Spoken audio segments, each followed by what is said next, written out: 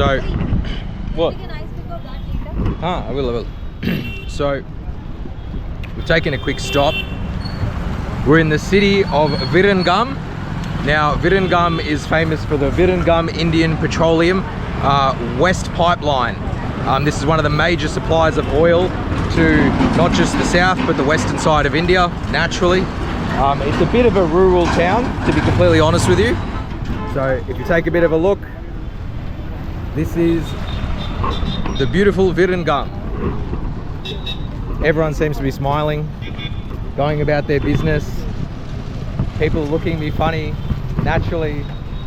It's probably the eighth time they've ever seen a Gora before, but that's okay. I just had a beautiful chai from this little chaiwala.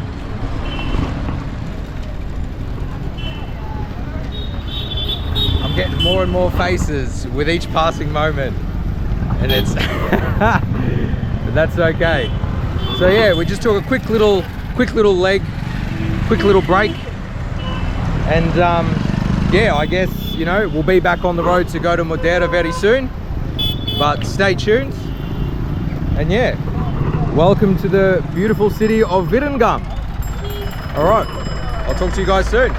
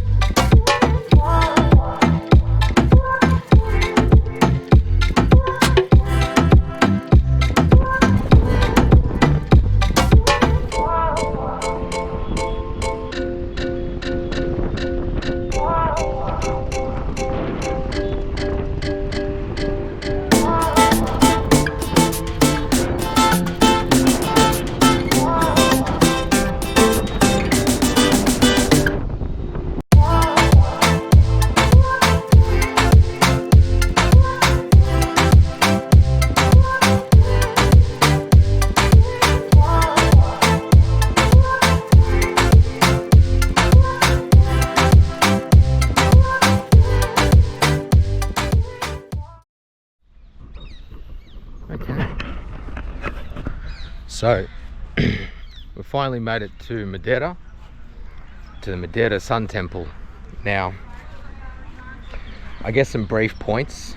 The Modhera Sun Temple was built in the 11th century AD, so approximately 1100 AD. The temple is dedicated to Surya, the sun god. It's one of the finest remaining pieces of Solanki architecture across all of India. What else? There's some points that I took down, but I think I'll just wing it. So there's a couple of interesting astronomical points with this. There's an inner sanctum sanctorum. Now, within that sanctorum, there is the murti, the deity of Surya. Now, during the summer equinox in the morning, the sun is specifically aligned to illuminate said murti, said statue, said image of Surya. So we're going to head up shortly, but I thought I'd give you guys like just a bit of a brief overview. What else? It was attacked by one of the Mughal kings Mahmud, something like that. Shortly thereafter its construction, in fact, during the invasions of Gujarat. But I'll turn it around now so you guys can see what I'm looking at.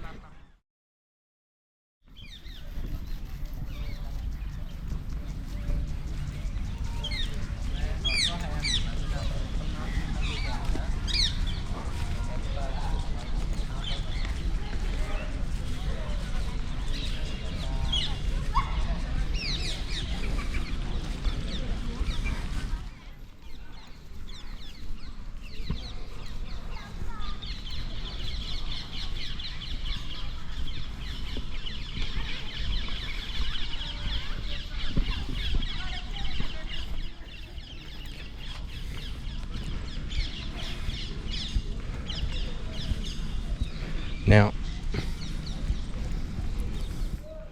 a little bit of an extra point. So some might misconstrue this section of the temple for a stepwell. It is in fact not a stepwell. It is just a tank that fills up during the monsoonal season and was used traditionally for bathing before entering the temple to participate in puja, ritual and or worship. And it's littered with iconography all across it, and an extension of that into the temple, depicting events in the Ramayana and the Mahabharata. And there's many different images of Surya that litter the entire site in various positions. I did a little bit of light reading, and it seems like some of these positions are indeed yoga positions that are meant to be upheld during the mornings before there would be a worship or participation or darshan, you know, when you come to the temple essentially. But it is a beautiful sight.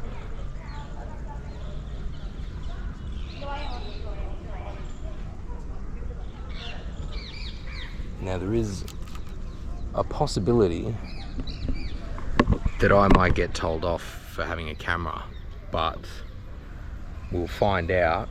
Usually the Archaeological Survey of India have been pretty cool with a Gora, especially when you say you've travelled over 10,000 kilometres to be here. They're like, okay sir, okay sir, but we'll find out.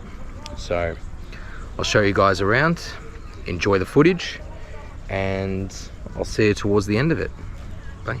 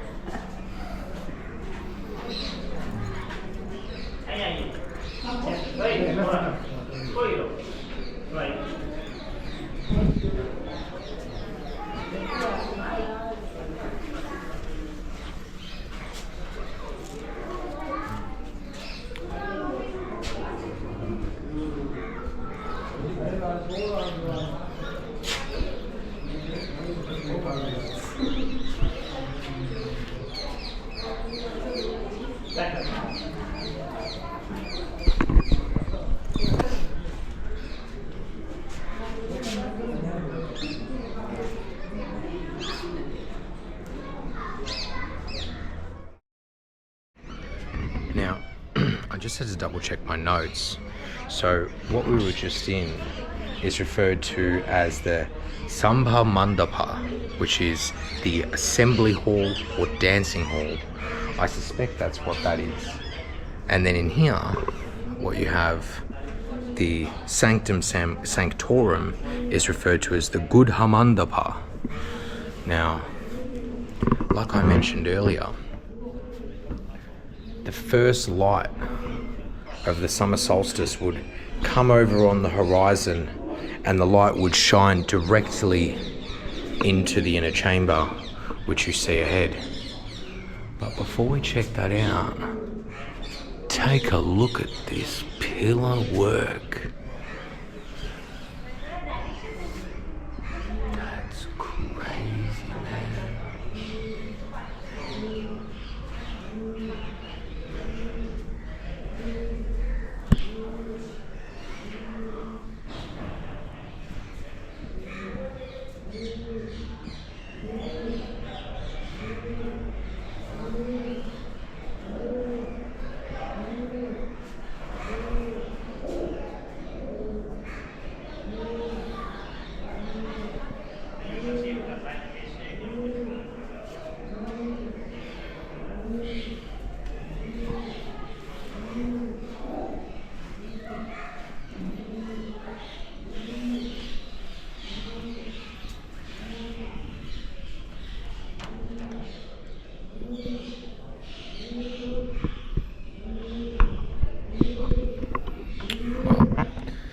late, so we can't really see what's in there, and unfortunately there is a lock. So I'll try and take some photos. I didn't bring my torch, unfortunately, but that's okay. It is an incredibly beautiful sight.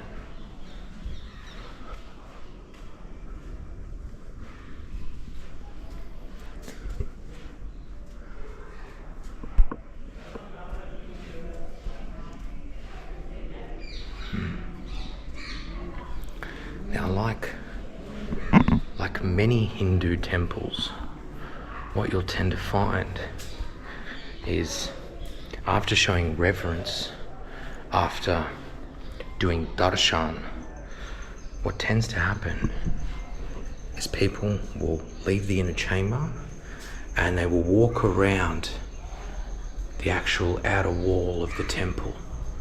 Now, depending on what sect of Hinduism you are, you might walk around the temple once and show reverence to the deities on the walls and on the inner wall of this beautiful chamber. But in some instances, you might walk around it 7 times. So I think there might be certain sects where they'll walk around it more than 7 times. And I do apologize if I am wrong about this. My gosh. Look at these bricks. Look at these blocks. They're very large. Very large sandstone bricks. And you can see where there's been these chisel works done. Now, whether this has come afterwards or was part of the build process is quite unclear to me. I'm not sure how much of this site was damaged during the Mughal or the Mughal or the Islamic invasions, but they have certainly restored, meaning they, as in joint effort with the British and the Archaeological Survey of India, have indeed rebuilt, reconstructed such a beautiful and majestic temple. Man, if you've never been to this beautiful place, I highly recommend it. It is an incredibly wonderful place. It's very serene, it's very peaceful. It's so peaceful, in fact, that the squirrels that are outside, you can quite literally get them to eat out of your hand.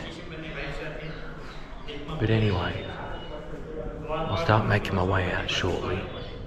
I hope you guys have enjoyed this footage so far. I do apologise for this very last part of the footage because it's quite dark. It is getting late here in the afternoon. It's closing towards 6 p.m. But my gosh, guys, if you haven't checked it out, if you haven't been to the Modhera Sun Temple, the Modhera Surya Mandir, I highly recommend it. It's 30 rupees for Indian nationals. It's 300 rupees if you're a foreigner. But if you're like me and you have an Aadhaar card, you also get the 30 rupee charge. Anyway, I'll see you guys soon.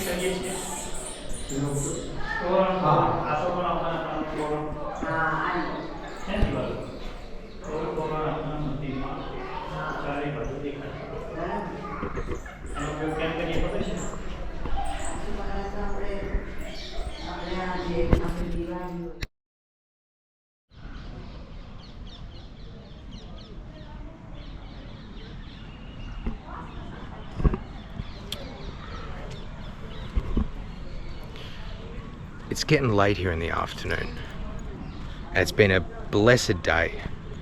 I've got to see the incredibly old Harappan site of Lothal, where there was a shipping yard, a shipping dock, a town where beads and silks and all sorts of objects were traded, and pottery was created, and Harappan seals. And then I went 200 kilometers north to the region of Modhera, where the Modhera Sun Temple, or as it is in Sanskrit, the Modhera Surya Mandir. Now, this has been a beautiful treat. This has been an incredible site to visit, and it's one that I've been wanting to see for some time, but I just didn't have a slot to fill in. But now that I've seen it, I must say it's incredibly beautiful. Not is it only just astronomically aligned, but the intricate artwork, the sheer volume of imagination and thought went into creating this beautiful site. Whether it is the dance hall that you see over there, which is 52 pillars to mark the 52 weeks of a year, or whether it's during the summer equinox when the sun rises from the east and goes directly through the dance hall and into the inner chamber, or the sanctum sanctorum. Now, just before I finish up, I came outside and I noticed along the ridge here that there's a lot of strewn parts that I assume that the British and the Archaeological Survey of India didn't really know what to do with. And they're quite large, in fact. You've got some bases of pillars, or what could be the top sections of pillars, but I suspect are the bases, to these enormous blocks that have got dovetail clips marked in them, as you can see. And these blocks are very, very large, in fact. I don't know what their weight is, but tell you what, take a handful of blokes to move this bad boy. But yeah, there's something else that I've been wanting to sort of get off my chest now. So what I noticed throughout this whole trip, especially from Lothal to Modhera, is there's a consistency in trash on the sides of the road and things of that nature. So even on a beautiful site like the Surya Mandir of Modhera, you will tend to find rubbish. Now, it's not up here, of course, this is all gorgeous, but the moment you get down onto the mother, it's trashed. Now, people who've been following me on Twitter and Instagram and YouTube know that I have a lot of love and reverence for India, for Bharat. But what I can't tolerate is hypocrites. Now, one thing that is an annoyance to me is when someone says, Jai Mata Ki, right? Victory to the mother.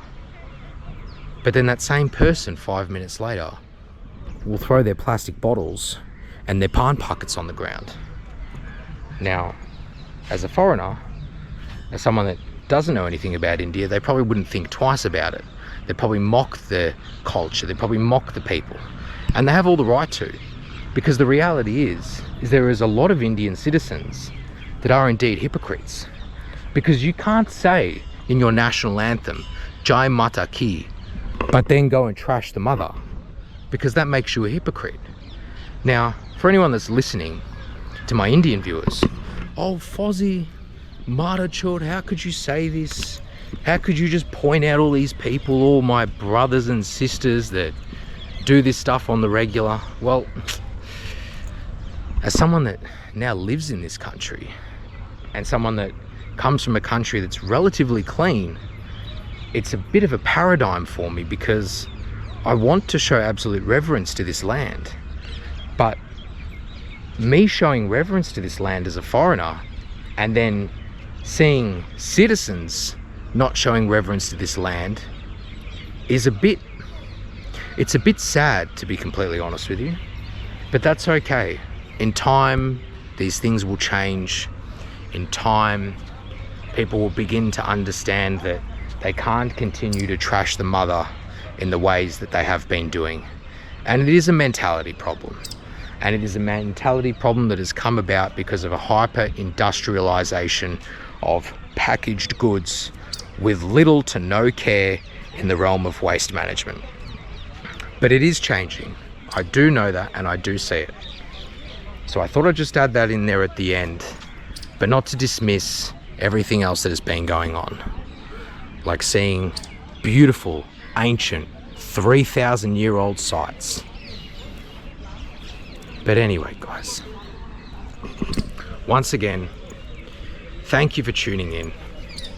Your support is always appreciated.